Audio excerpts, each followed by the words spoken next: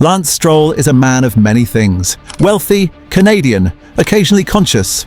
My name is Lance Stroll. I race for BWT Racing Point F1 team. I'm from Montreal, Quebec, and I live in London. But one thing he has never been, not even for a fleeting moment, is convincing behind the wheel of a Formula One car. Because while normal drivers spend their entire lives mastering the art of racing, Lance behaves like he's been handed the keys to a hired Vauxhall Astra and told to give it some beans.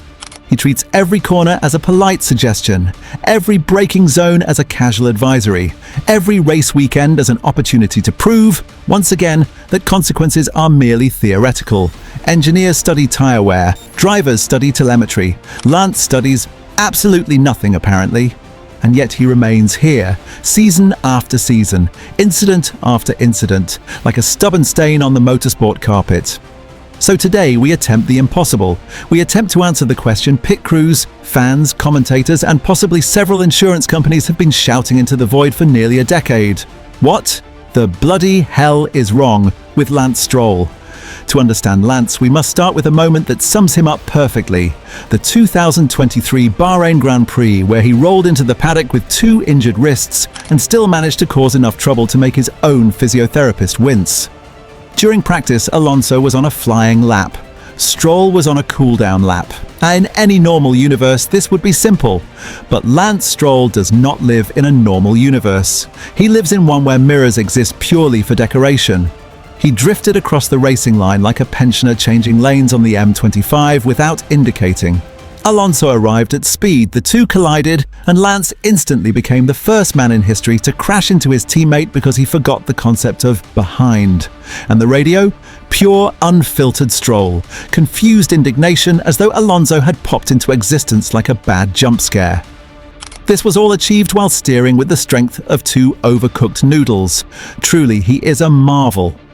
Now we move to the 2020 Portuguese Grand Prix, where Lando Norris learned something important. Lance Stroll has the spatial awareness of a doorstop. Attempting an overtake that made absolutely no sense, Lance hurled his car up the inside like he just remembered a dinner reservation. He wasn't alongside, he wasn't close, he wasn't even invited to that part of the track. Naturally, he ploughed straight into Norris. Norris, understandably furious, delivered a radio message that could be best summarized as, "Why is this man like this?" What the fuck is this dickhead doing? I got damage, guys, I need a box. I got wing damage. Cunt. Okay, understood. Might be steering damage, I don't know.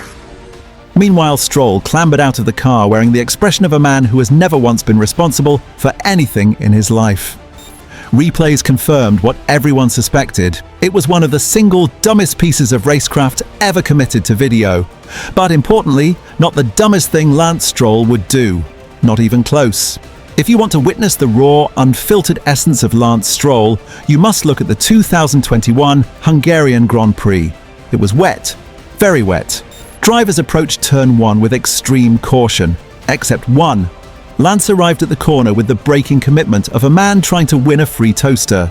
He locked up, panicked, and then, magnificently, aimed his Aston Martin straight across the grass.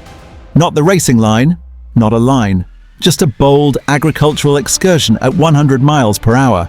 The car lost grip instantly, skated back onto the track, and launched itself into Charles Leclerc like a guided missile. And because this is Lance Stroll, the resulting chaos also collected Daniel Ricciardo for good measure. Ferrari radio captured the mood perfectly. Disbelief, disappointment, and the faint sound of several Italian souls leaving their bodies.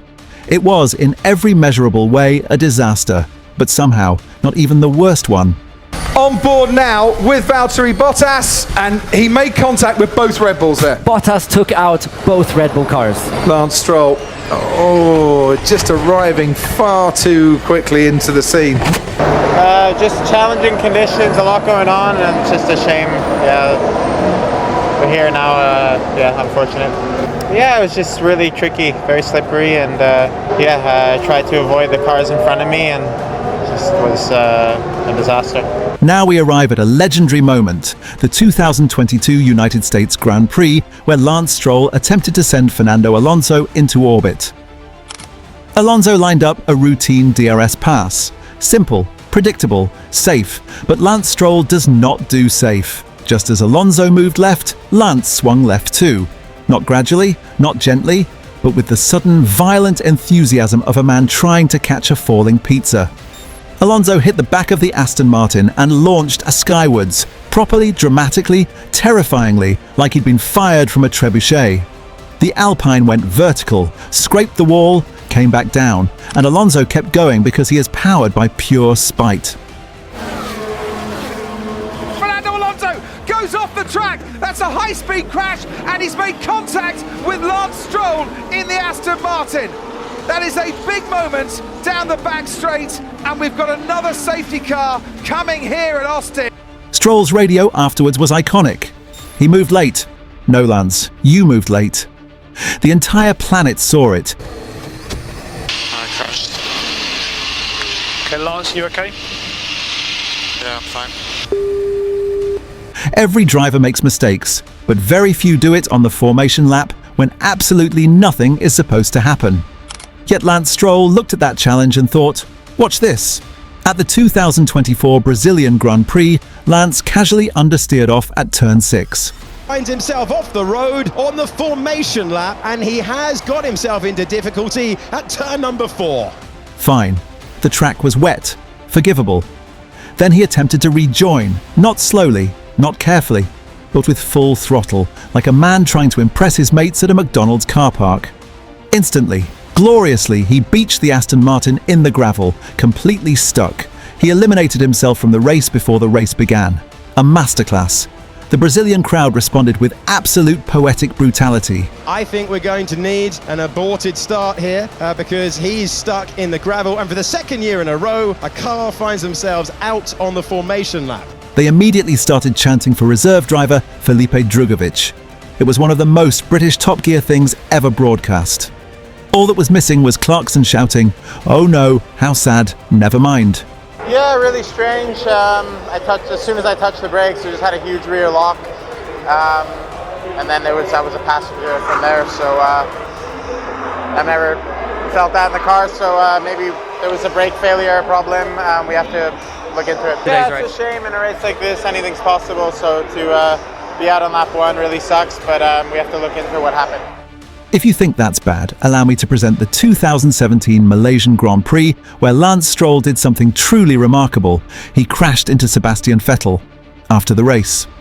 The cool-down lap is a gentle thing, a victory parade, a calming breath before the national anthem. But Lance Stroll approached it like he was still fighting for the win. He drifted wide and slammed into Vettel's Ferrari at jogging pace, causing dramatic damage and immediate confusion. The radio was spectacular. Vettel: "What the hell was that?" Everyone else: "We don't know." Is that possible? Stroll is not looking where he's going. He completely shunted into my car. Lance: silence mixed with mild bafflement. It remains one of the most avoidable collisions in Formula One history, and yet somehow still very on brand. Finally, we reach Singapore 2023 qualifying, the moment Lance Stroll created a carbon-fibre explosion so large the FIA could probably see it from space. In Q1, he came into the final corner like he was trying to beat the laws of physics through sheer enthusiasm.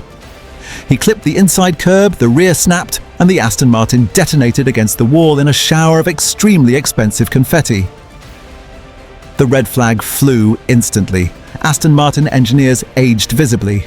Fernando Alonso stared into the distance like a man pondering the meaning of suffering. Lance walked away unharmed. Mechanics did not.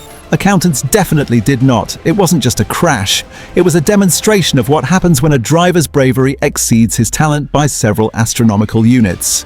No, I think we were pretty slow, just with the outlaps being really bad with a lot of traffic and stuff. We didn't have any temperature in the tires throughout the whole of Q1, and then so I started the lap like 2 seconds behind a car in front of me. I think it was the Alpine, so that we were losing a lot of downforce and also bad tire prep, and I saw we weren't really going through to Q2 in the last couple corners, so I really pushed in the last corner to try and make up some time to see if something magical could happen and find some time to go through, and it just didn't stick, and yeah, that was So after the carnage, the lawn mowing, the airborne Spaniards, the beached cars, the cool-down collisions, the multi-million-dollar detonations, Alonso Alonso goes off the track. That's a high-speed crash, and he's made contact with Lance Stroll in the Aston Martin. That is a big moment down the back straight. We end where we began, with a man who drives a Formula One car the same way I drive a rented Suzuki Jimny in rural Wales. Too fast, too confident, not entirely aware of my surroundings. Drivers rise, champions fall, teams evolve, cars improve. But Lance Stroll? He persists, an unstoppable force of chaos disguised as a racing driver. So maybe the real question isn't, how is he still in Formula One? Maybe it's something far more terrifying. What on earth is he going to crash into next? If you thought this video was a bit of alright, subscribe, hit that like button, and stay tuned for more great racing stories that are more than speed.